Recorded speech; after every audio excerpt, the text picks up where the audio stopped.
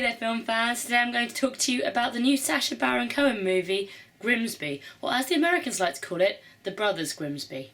The main plot line revolves around Nobby, played by Sacha Baron Cohen, who is a football fan, lager drinking, football shirt wearing, Liam Gallagher wannabe, council estate kind of guy, who lost his younger brother when they were very small, and he really wants to find him again, and he in fact does find him again. Turns out that he is a CIA agent played by Mark Strong. And obviously much mismatched buddy comedy will ensue. You try saying that quickly, it's bloody hard. So the people that are going to be going to this film probably have experience with Sacha Baron Cohen's previous work, which normally is part fictional and part documentary style almost, in that a fictional character goes out and integrates with real people. This is fully scripted, so a little bit different, and it therefore doesn't have that kind of danger to it that you just don't know what people are going to do and say, and that kind of, oh, people really believe that aspect to it. However, people who like this are probably into shock comedy, and that is not in short supply. I think this type of film relies on great chemistry between the leads, and I'm not sure I entirely felt that. Nobby is a caricature, whereas Mark Strong is a standard action film character almost, except for his accent slightly accentuated. There was some type of disconnect for me between the Grimsby characters, who were completely ridiculous in general, and everyone else.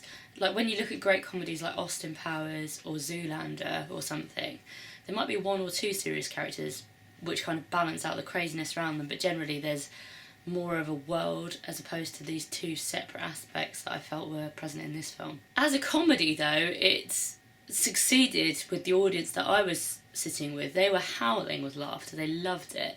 I haven't heard an audience laugh like that for quite a long time, and I have to admit I was laughing quite a lot too, in that way that you do a real shocking, gross out comedy, because it's just so disgusting and vile that sometimes you do laugh in a kind of awkward, oh my gosh kind of way.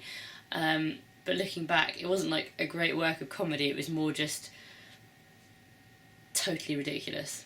There was also a feeling that people would come up with the jokes. It's like, well, we need them to be in this situation. Like there's a bit where Nobby has to take over and go on a mission, and it's like, well, how are we going to get to a situation where Mark Strong's character can't go on the mission? How are we going to write him out so that that can happen? And it felt like it was, the plot was just stringing between these set pieces, as opposed to being a coherent narrative overall. How do we get the characters from point A disgusting thing happening to point B disgusting thing happening? Surprisingly, one of the things I did actually think was done very well was the action sequences, but then when you look at the director, whose history is in action movies, Louis Leterrier, who dealt with Clash of the Titans and the Transporter initial episodes of that franchise, I guess it's not that surprising. It was quite interesting though, because a lot of the action was first person, like a computer game, and it did seem very immersive, which was quite cool.